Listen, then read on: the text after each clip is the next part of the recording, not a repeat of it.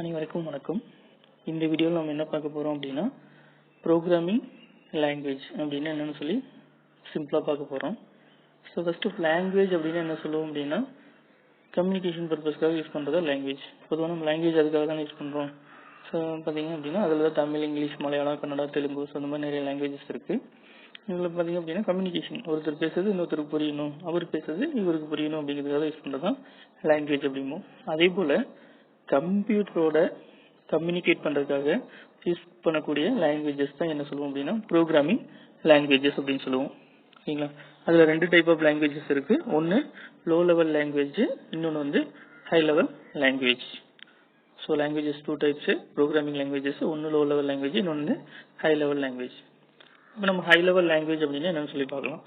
High level language அப்படிங்கிறது programmer யார் program எழுதுறாங்களோ ஸோ அவங்களுக்கு தெரிஞ்ச லாங்குவேஜ் என்ன சொல்லுவாங்க அப்படின்னா ஹை லெவல் லாங்குவேஜ் அப்படின்னு சொல்லுவோம். ஓகேவா? லாங்குவேஜ் நோன் டு ப்ரோக்ராமர், அதாவது ஹியூமன் பீயிங். ஓகேவா? நமக்கு தெரிஞ்ச லாங்குவேஜஸ் என்ன சொல்லுவோம் அப்படின்னா ஹை லெவல் ப்ரோக்ராமிங். நமக்கு தெரிஞ்ச லாங்குவேஜில் எழுதக்கூடியது எல்லாமே ஹை லெவல் ப்ரோக்ராமிங் லாங்குவேஜஸ்.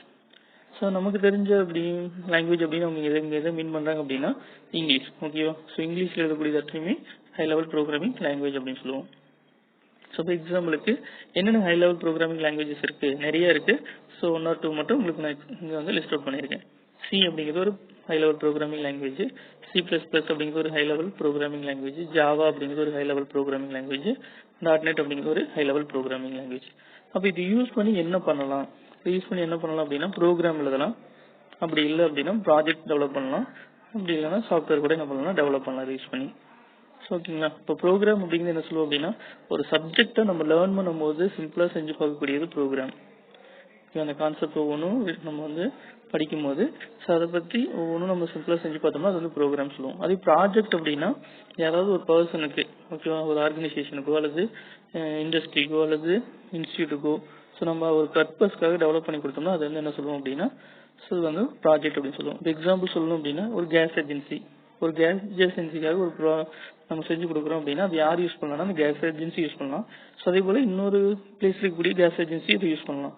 அது அந்த ப்ராஜெக்ட் கொண்டு வந்து ஒரு சினிமா தேட்டரில் டிக்கெட் ரிசர்வ் பண்ணுறதுக்கு அது யூஸ் பண்ண முடியுமா அப்படின்னா ஏன்னா இங்கே ரெக்யர்மெண்ட் வேறு. இது கொண்டு ஒரு மெடிக்கல் ஷாப்பில் வந்து கேஸ் ஏஜென்சிக்காக டெவலப் பண்ண ஒரு ப்ராஜெக்ட் கொண்டு போய் மெடிக்கல் ஷாப்பில் மெடிக்கல் பில் போகிறதுக்கு யூஸ் பண்ண முடியுமானா அங்கே ரெக்யர்மெண்ட்ஸ் வேறு. ஓகேங்களா? ஸோ ப்ராஜெக்ட் அப்படிங்கிறது யாருக்காக டெவலப் பண்ணுறோமோ அந்த இண்டஸ்ட்ரி, ஓகேவா, ஸோ யூஸ் பண்ண முடியும். அது தவிர வேறு யாரும் யூஸ் பண்ண முடியாது. அதே சாஃப்ட்வேர் அப்படின்னா யார் வேணாலும் யூஸ் பண்ணலாம். வேர்ல்டில் இருக்கக்கூடிய உலகத்தில் இருக்கக்கூடிய யார் வேணாலுமே யூஸ் பண்ணலாம் அப்படின்னா அது வந்து சாஃப்ட்வேர். ஓகேங்களா? சரி, இப்போ ஹை லெவல் ப்ரோக்ராமிங் லாங்குவேஜில் ஒரு ப்ரோக்ராம் எழுதுனால என்ன அட்வான்டேஜஸ், என்ன டிஸ்அட்வான்டேஜஸ்? ஸோ ஃபுல்லாக நம்ம இங்கிலீஷில் நமக்கு தெரிஞ்ச இங்கிலீஷில் ப்ரோக்ராம் எழுதுனால ப்ரோக்ராம் எழுதுறது ஈஸி. ஓகேங்களா?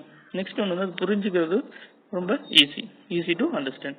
எரர் கரெக்ஷன், எரர் அப்படின்னா மிஸ்டேக்னு சொல்லுவாங்க. ஸோ எரர் வந்து கண்டுபிடிச்சி அதை சரி பண்ணுறதும் இங்கே ஈஸி. ஓகேங்களா? இதெல்லாம் அட்வான்டேஜஸ் அப்படின்னு சொல்லுவோம். டிஸ்அட்வான்டேஜஸ் அப்படின்னா என்ன சொல்லுவாங்கன்னா நீட் ஃபார் டிரான்ஸ்லேட்டர். இங்கே யார் தேவை அப்படின்னா டிரான்ஸ்லேட்டர்னு ஒருத்தர் வேணும். எக்ஸாம்பிள் சொல்லணும் அப்படின்னா லாங்குவேஜே கம்யூனிகேஷன் பர்பஸ்க்காக தான் யூஸ் பண்ணுறோம். இப்போ 2 பர்சன் வந்து பேசிக்கிறாங்க, 2 பேருக்குமே இங்கிலீஷ் தெரியும் அப்படின்னா அவங்களோட கம்யூனிகேஷன் எப்படி இருக்கும், ஃபாஸ்ட்டாக இருக்கும். இவர் சொல்கிறது அவர் புரிஞ்சுக்குவார், அவர் சொல்கிறது இவர் புரிஞ்சுக்குவார். அதே ஒரு பர்சனுக்கு இங்கிலீஷ் மட்டும் தான் தெரியும், இன்னொரு பர்சனுக்கு தமிழ் மட்டும் தான் தெரியும். ஆனால் இவங்க 2 கம்யூனிகேட் பண்ணி தான் ஆகணும். ஓகேங்களா? அப்போ இங்கே என்ன தேவைப்படும் அப்படின்னா தேர்ட் பர்சன் ஒருத்தர் தேவைப்படுவார் இல்லையா? 2 லாங்குவேஜ் தெரிஞ்ச தேர்ட் பர்சன் ஒருத்தர் தேவைப்படுவார். அவர் என்ன பண்ணுவார் அப்படின்னா ஒருத்தர் பேசுறதை கேட்டு இன்னொருத்தருக்கு டிரான்ஸ்லேட் பண்ணுவார். ஸோ இப்போ பார்த்தீங்கன்னா இங்கே கொஞ்சம் டைமே ஆகும் இல்லையா?